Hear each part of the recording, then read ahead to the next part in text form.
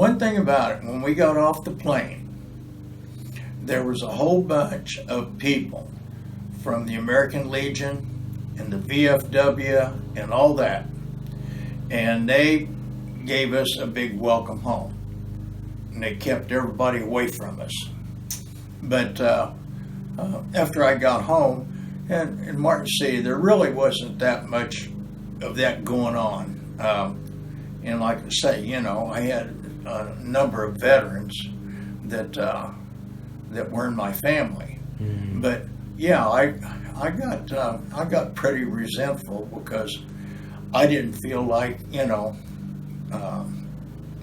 if you don't want to be in the military, walk to Canada, which a lot of them did, right. Draft dodgers. And so I was, you know, I got pretty opinionated about it. You know, this is your country. But then I can also see how I felt about the way that our government handled the war. Mm-hmm.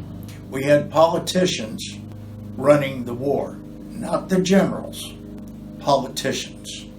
Right. And because I'm going to be real honest with you, we could have kicked their rear end so many different times, so many different ways, and every time that we would be kicking their asses, they'd want to have a Paris peace talk. And all that did, and we were over there, we knew it, I went through 2 of those. Mm-hmm. All it did was give the NVA a chance to rearm. And as far as I'm concerned, we should have sent the B-52s in and did a 24-hour continuous bombing of Hanoi until nothing was left of it. Mm-hmm. And then continued, because we could have kicked their ass long before we stuck our tail between our legs and left. So, to me, all my friends and everything that died, they got stabbed in the back over that. Mm. Because we could have been done. And then, when they were evacuating Saigon, they surrounded it. They made a big deal of it. You know, we had like we were at peace. No, they surrounded Saigon and threw a big fit and carried on crazy like idiots. The NVA and Viet Cong. And this was after we were leaving. We were getting out of Dodge. You know, we'd already said we were getting out of Dodge, but they wanted to make a big deal about like they kicked our butt. Yeah, that was pretty hard to take. I wasn't happy about that at all, because we could have ended that way before it became like a stalemate, and we tucked our tail between our legs and took off, went home after all those people had died. We had good commanders. We had good, majors, colonels, all the way up. That was all good. But they were restricted in what they were allowed to do, especially those ceasefires. All my friends, we got and we'd take out Ho Chi Minh Trail and have them starving, you know, when they come down from North Vietnam to supply the North Vietnamese. They're down in South Vietnam putting up a fit, and we'd bomb the Ho Chi Minh Trail, and they'd go to Paris for a peace talk, and all that did was let them rearm and regroup.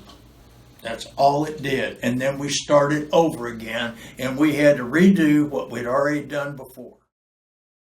I didn't think they handled it right. I think they knuckled in. You know, if we weren't supposed to be there, they shouldn't have sent us there in the first place. But now that we're here, we're going to kick ass and take names, and we are going to make the people that have started all this stuff pay the price. And we're going to send them butts right back up north, because we had what was called SEATO, Southeast Asian Treaty Organization. And we lived up to our end of that bargain because Vietnam was a territory of France, and the French belonged to SEATO. And so all we were doing, plus they had the ROKs, the South Koreans, they were in on it. They were helping us. Those guys were something else. They were really, they didn't take no BS off of nobody. You know, they'd go into a village and say, "Hey, we're going to be here in 2 days. If we get one round of fire out of this village, or we find contraband and arms or anything else in this village, we're burning the whole village to the ground." Oh, you can't do that. Oh my gosh. Not if you were in the United States. But I'll tell you what, those ROKs, after they burned a couple of villages, they'd go into town. All the weapons would be stacked out in the middle of town, and all the people that were showing their rear ends and were not, they'd have them all gathered up too. We basically had our hands tied over what we could do and what we couldn't do. You know, and it wasn't, they should have let the generals handle it and left the politics out of it. But that wasn't working. And Richard Nixon was the president at the time, and one of the, oh gosh, I still have no use for this guy after 50 years, Henry Kissinger. And we used to call him Henry Kissassinger because he'd go to Paris for those peace accords, whatever they wanted. We would really get irritated because it was supposed to be, a truce, and they would still attack us and all that, but we weren't allowed to do a damn thing back. And then when they came in the United States, due to their politicians stuck their tail between our country's legs and let them get by with all that. We could, like I say, we could have had that thing over and done with in 6 months and had them down on their knees begging us, okay, we're done. There was a lot of men died that didn't have to die.